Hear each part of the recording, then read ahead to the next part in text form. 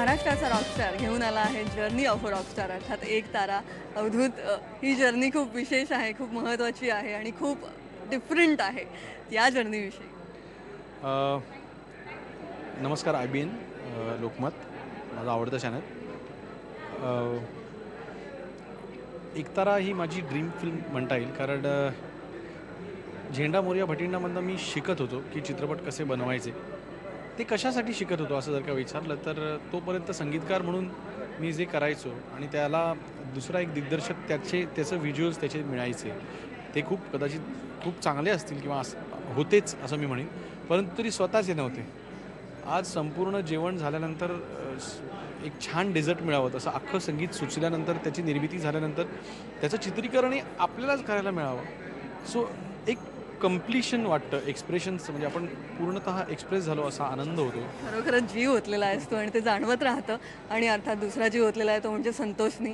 खूप वेगळ्या पद्धतीने तो समोर आलेला आहे. जसं तू म्हटलास की त्यांनी ऑडिशन दिली होती, तर त्याविषयी ऑडिशन दिली होती म्हणजे त्यांनी स्ट्रगल एखाद्या नवीन मुलापेक्षा जास्त केला होता. कारण मीच त्याला चिथावलं होतं. माझा हेतू तो नव्हता, पण मी त्याला सांगितलं होतं, नाही संतोष, ही भूमिका तुझ्यासाठी नाही आहे. मला तुझं कास्टिंग करायला लागलं तर मी पिक्चर बंद करीन. तर त्यावेळेला एक दिवस माझ्या असोसिएट विशालला त्यांनी फोन केला. विशालला म्हटलं, मला ऑडिशन द्यायची, तू इतरांच्या ऑडिशन घेतो तसं मी देतोच ऑडिशन. म्हणून तो त्या वेशामध्ये आला वारकऱ्याचा. त्यांनी अभिजित पानसेचा त्यांनी लेंगा, तो शर्ट जो असतो तो नेहरू शर्ट म्हणतात, तो टोपी असं सगळं घेऊन आला, ते गमचा, आणि त्यांनी त्या वेशात ऑडिशन दिली. आणि म्हणजे ती इतकी सुंदर होती की ज्या गोष्टींमुळे मला असं वाटलं होतं की ह्याचा चेहरा असा आहे, असं होऊ शकत नाही किंवा असा दिसणार नाही. हे सगळं पोल ठरवत त्यांनी इतकी सुंदर ऑडिशन दिली की वी हॅड टू टेक हिम. क्या बात आहे. आणि अर्थात जाता जाता एक गाणं होऊन जाते. ते येड लागलं गाण्याने जरा फारच वेळ लावलेलं आहे, तर ते गाणं होऊन जा. जित तित रूप तुझ दिसू लागलं, जित तित रूप तुझ दिसू लागलं, सखे तुझ्या नावाचं ग येड लागलं, सखे तुझ्या नावाचं ग येड लागलं, येड लागलं, येड लागलं, येड लागलं, येड लागलं. ध्रुव बाळानं लय तपश्चर्या केल्यावर त्याला इष्णदेव प्रसन्न झालं आणि त्यानं त्याला आढळस्थान दिलं. बाबा, पण अशी जागा कुठे असू शकते? ते बघ आकाशात, तो सगळ्यात जास्त लखलखणारा चमचमणारा तारा, तोच ध्रुव तारा. एक तारा ही जर्नी आहे का रॉकस्टारची, आणि तो रॉकस्टार माझ्यासोबत आहे आता, संतोष जुवेकर. संतोष, खूप अप्रतिम एकतर तू दिसलायस त्यात, आणि आत्ता जो परफॉर्मन्स दिलास, क्या कहणे. खरंच समरसून या भूमिकेशी भिडावं असं वाटलं आणि म्हणून ती आता साकारली. अर्थात जे काही झालं आहे ती याचं सगळं श्रेय अर्थात पहिल्यांदा मी माझ्या परमेश्वराला, म्हणजे माझ्या कामाला, म्हणजे माझं ज्या क्षेत्रात मी आहे ते माझं देऊळ आहे, आणि जे मी काम करतो ते माझ्यासाठी माझ्या देवासारखं आहे, आणि त्याला मी श्रेय देतो. आणि माझ्या सगळ्या कलाकारांना, जे माझे सहकलाकार आहेत, त्यांनी खूप मदत केली मला. अवधूत गुप्ते, आमचे निर्माते रईस लष्करिया, या सगळ्यांमुळे माऊली घडला आहे आणि तो प्रयत्न केला आहे तो घडवण्याचा मी. आणि मला असं कळलं की तू ऑडिशन पण दिली होतीस, तर त्या अर्थात ऑडिशन मला वाटतं की यात काही वावगं नाही आहे. कारण असं बरं जाणार, तू झेंडा मोरया गेला होतास तरी ऑडिशन मी म्हणत नाही त्या गोष्टीला. कारण मी काय करू शकतो, मी काम करू शकतो की नाही याचा अवधूत, कारण त्याच्यावर मी काम केलं, त्यामुळे त्याची नक्कीच कल्पना आहे. पण ही भूमिका खूप वेगळी होते. अवधूतला मी त्यात कितपत फिट होतो आहे किंवा मी ती कितपत पेलू शकतो आहे हे त्याला पाहायचं होतं. आणि अर्थात हा त्याचा हक्क आहे एक दिग्दर्शक म्हणून. कारण आणि हे माझं कर्तव्य समजतो मी, की माझ्या दिग्दर्शकाला जर वाटत असेल की मी ती ऑडिशन द्यायला हवी तर मी द्यायला हवी. आणि सो ऑडिशन्स दिली. तो अनुभव तेव्हाचा कसा? अर्थात अनुभव म्हणजे टेन्शन आलं असेल? टेन्शन असं नाही. मला जेव्हा एकतर ऑडिशन देण्यासाठी अवधूतच्या खूप मागे लागलो होतो, कारण अवधूत मला नको संध्या ऐक माझं, तू नाही होऊ शकत, तुझं वेगळी म्हणजे अवधूत मला करू दे ना, मी माझं काम करतो, तू तुझं काम कर. तुला जर मला नाही कास्ट करायचं नको करूस, मी ऑडिशन तर देतो. उद्या समजा नाहीच कास्ट केलंस तर ॲटलिस्ट माझ्या मनाला एक असं राहील किंवा मी सगळे प्रयत्न केले. पण मला असं वाटतं की तो ओम शांती ओममध्ये एक डायलॉग आहे ना, तो खरंच इथे मला खरं वाटतो की अगर किसी चीज़ को तुम दिल से चाहो तो पूरी दुनिया तुम्हें उससे मिलाने की साजिश में लग जाती है. तो मी असं म्हणेन की खरंच मनापासून प्रेम केलं आणि हा मनापासून मला रोल करायचा होता, त्यामुळे देवाने हे दान माझ्या झोळीत टाकलं. पुरी शिद्दत से वो बात हुई है. ऑब्व्हियसली. ध्रुव बाळ, ध्रुव तारा बनला. मग तिथे तो एकटाच असतो. आई बाबा नाही, मित्र मैत्रिणी, भाऊ नाही, बहीण नाही. तो जिकडे असतो ना तिथे एकटाच असतो. एक तारा, एक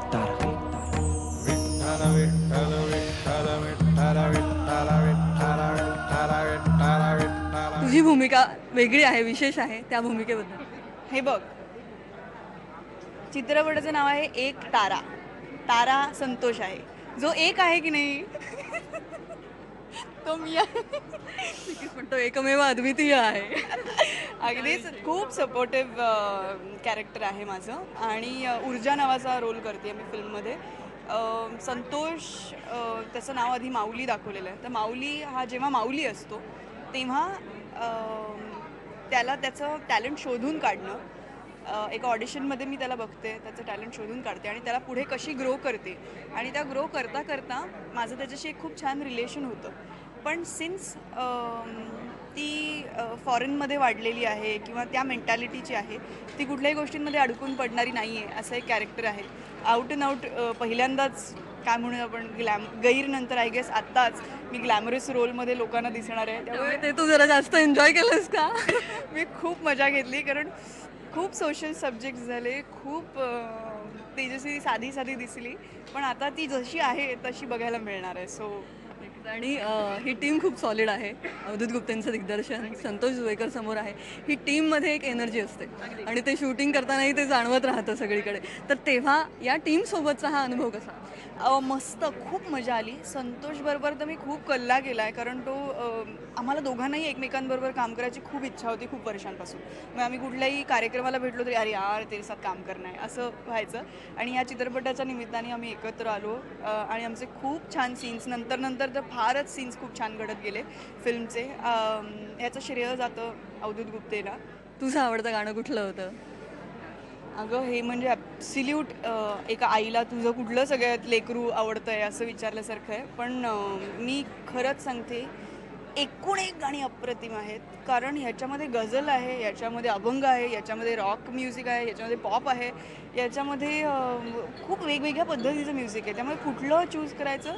पण माझं असं म्हणशील तर सखे तुझ्या नावाचं ते मला खूप आवडतं. हां, जिथं तिथं रूप तुझं दिसू लागलं, सखे तुझ्या नावाचं येड लागलं. क्या बात आहे तेजस्वी. नक्कीच हे वेळ आता लागू दे अशी आम्ही आशा करतो. खूप शुभेच्छा. Thank you so much Nilima.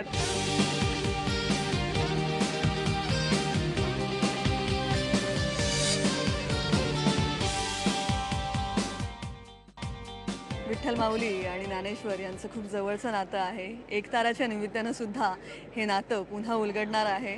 Dnyaneshwar माऊली, नमस्कार. मी माऊलीच म्हणते तुम्हाला. नाही, मला सगळे आळंदीमध्ये माऊलीच म्हणतात. आणि आळंदीमध्ये प्रथा आहे की ज्याचं नाव ज्ञानेश्वर असेल त्याला माऊलीच म्हणतात. आणि प्रत्येक वारकरी एकामेकाला माऊली म्हणूनच संबोधतात.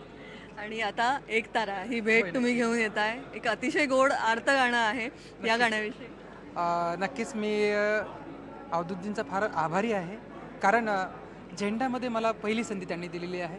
त्या झेंड्यामध्ये जर मला संधी नसती दिली तर आज या एका ताऱ्यामध्ये मला गाण्याची संधी प्राप्त झाली नसती. एक तारा हा चित्रपट तुमच्या खूप हृदयाजवळचा असेल, कारण काही कथासार हे तुमच्या जीवनावर आधारित आहे, काही भाग नक्कीच आधारित आहे.